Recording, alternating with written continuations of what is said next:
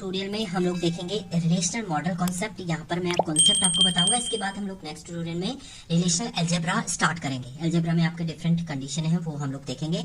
सो relational model concept में आपको इसमें relational model can represent as a table with column and row. Relational model जो होता है आपको टेबल की फॉर्म में रिप्रेजेंट करता है, जिसमें आपके रो एंड कॉलम होते हैं। रो एंड कॉलम को आप डिफरेंट पार्ट्स में डिवाइडेड करते हैं।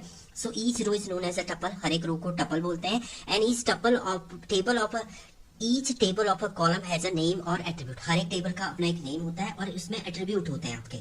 जैसे अगर हम लोग टेबल की बात करते हैं तो ये एक टेबल है आपकी, इसके अंदर आपने डिफरेंट फील्ड लिखी। मान लीजिए यहाँ पर नेम लिख दिया है, रोल नंबर, ब्रांच, एड्रेस आपने दिया। इसके बाद आपने नेम लिख दिया ABC, roll number 1 2 3, branch IT CS EC and address XYZ।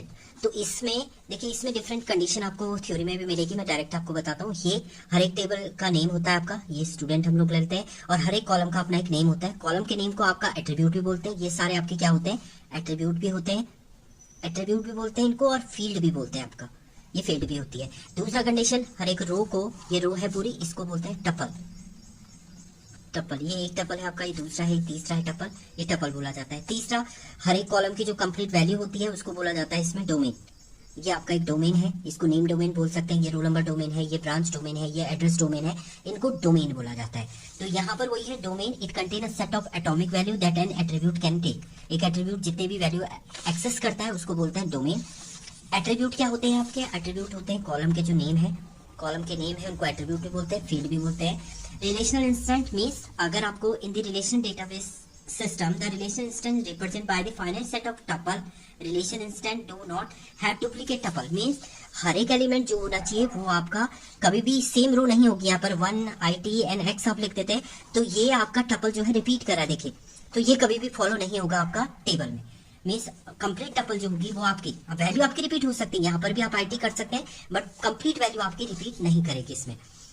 Relational schema, हर एक वैल्यू जो होती है स्कीमा आर्किटेक्चर के अंदर होती है। 3 टाइप का आपका स्कीमा हमने पढ़ा था, कॉन्सेप्चुअल स्कीमा, आपका एक्सटर्नल स्कीमा, इंटरनल स्कीमा। तो उस स्कीमा पे आपका काम करता है।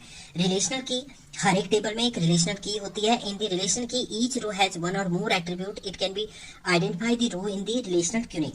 यूनिकली आइडेंटिफाई करने के लिए, टेबल में यूनिकली आइडेंटिफाई करने के लिए हम लोग एक रिलेशनल की बनाते हैं। जैसे यहाँ पर रोल नंबर को हम लोग एक की बना सकते हैं, तो वो आपका क्या हो जाएगा, एक रिलेशनल की हो जाएगी। तो स्टूडेंट रिलेशन में देखिए डिफरेंट एट्रीब्यूट है, इसमें रोल नंबर आप क्रिएट कर सकते हैं एज अ रिलेशनल की। रिलेशनल की का मीनिंग होता है यूनिकली आइडेंटिफाई। तो इसमें आप आपको देखिए यहाँ पर in the given table name, roll number, phone number are the attribute. The instance of schema student has 3 tuple. इसमें अगर टपल की बात करेंगे तो आपके जो टेबल है उसमें 3 टपल है। पहला टपल ये है, दूसरा टपल ये है, तीसरा टपल है। रो, टपल का मीनिंग है रो। अब वो प्रॉपर्टीज क्या होती हैं आपकी रिलेशन की, name of the relation is distinct from all other relation. जितने भी रिलेशन के नाम रखेंगे आप, जैसे यहाँ पर स्टूडेंट लिखा है आपने, दूसरी टेबल आप बना रहे हैं तो वो टेबल का नेम आपका डिफरेंट होगा। आप एम्प्लॉय की टेबल बना दीजिए, तो जितने भी रिलेशन आप क्रिएट करेंगे हर एक रिलेशन का नेम डिफरेंट होगा। Each relation set contain exactly 1 atomic single value.